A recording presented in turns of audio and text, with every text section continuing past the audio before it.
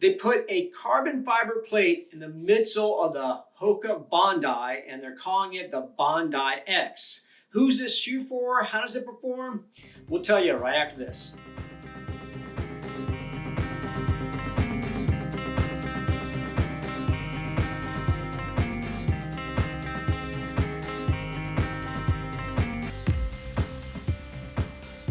Hey, it's Dave with Big Peach Ride and Run, and today we're here to talk about the Hoka Bondi X. Now, it's the exact same midsole as the regular Bondi, except now it has a carbon fiber plate running through that midsole. And so what makes it different? What makes it unique? Why would you put a carbon fiber plate into a shoe that is, by many, has been loved because it's just so soft and plush and just perfect for those long, easy days, or just for those that are just doing ultras and just want a very comfortable shoe.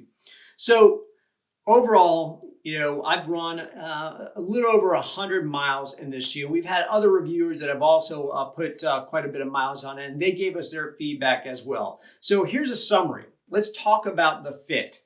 Overall, our reviewers felt the fit was pretty good. No one had any really significant issues.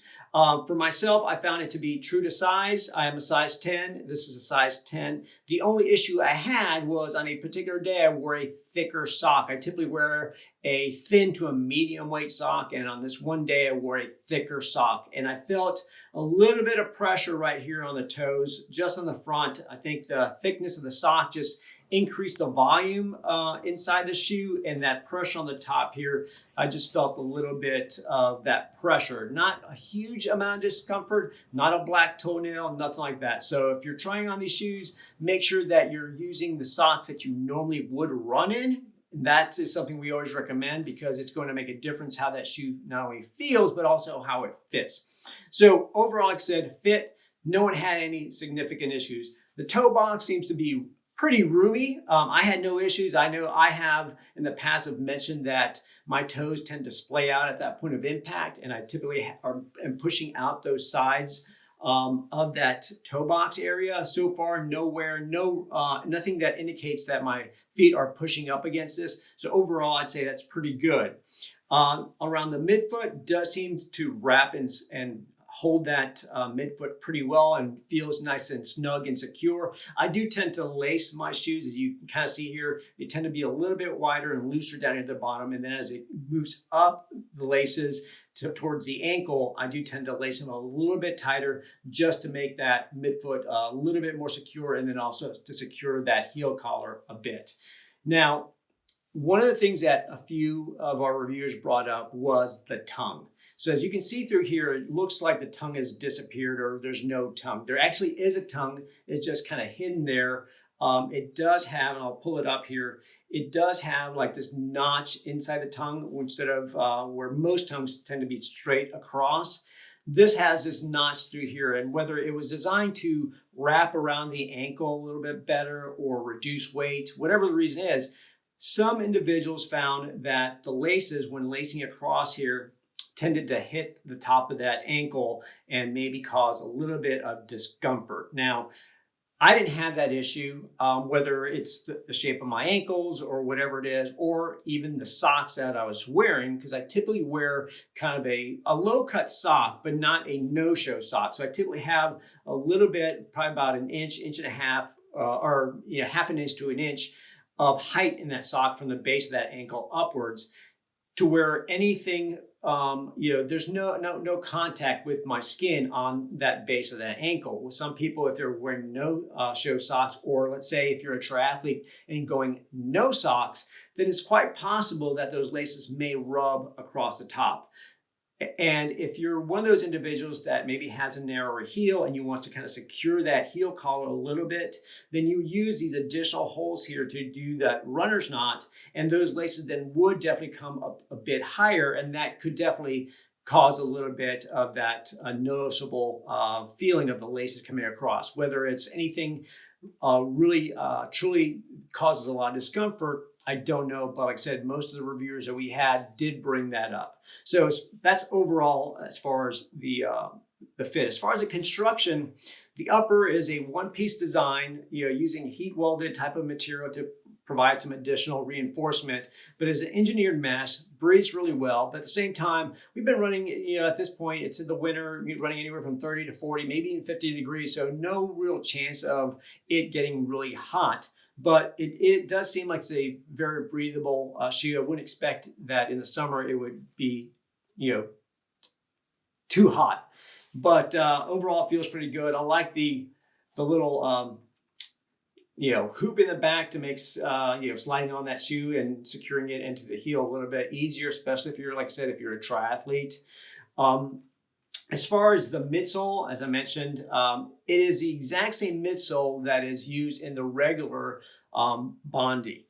The only difference is that carbon fiber plate that is embedded inside that midsole. Now, if you look at the outsole, there's a little window, and these 4 little windows that make up that X, and you can kind of peek through there and actually see that carbon fiber plate. Now, it's not very deep. It seems like it's more towards the lower part of that midsole, so it's not making contact, or it's not closer to your foot. And I think that plays a role in how that shoe feels. So overall, the regular Bondi, as I mentioned, has this very soft marshmallow pillow-like feel.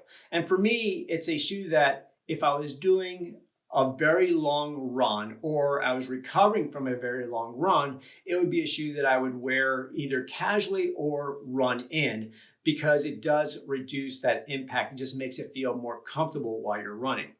With a Bondi X, you don't get that. You get that responsive feel. Now, as I said, the midsole is the exact same in both shoes. It's the carbon fiber plate that makes a difference. So what's happening is that carbon fiber plate running through here, you're not getting that full compression of that midsole. That carbon fiber is sort of kind of blocking that midsole from compressing fully. You're getting that impact protection. You're softening a lot of that impact that would normally come from the base of that shoe as you're kind of landing, but also as your foot kind of drops down in it, kind of creating a more responsive platform for your feet.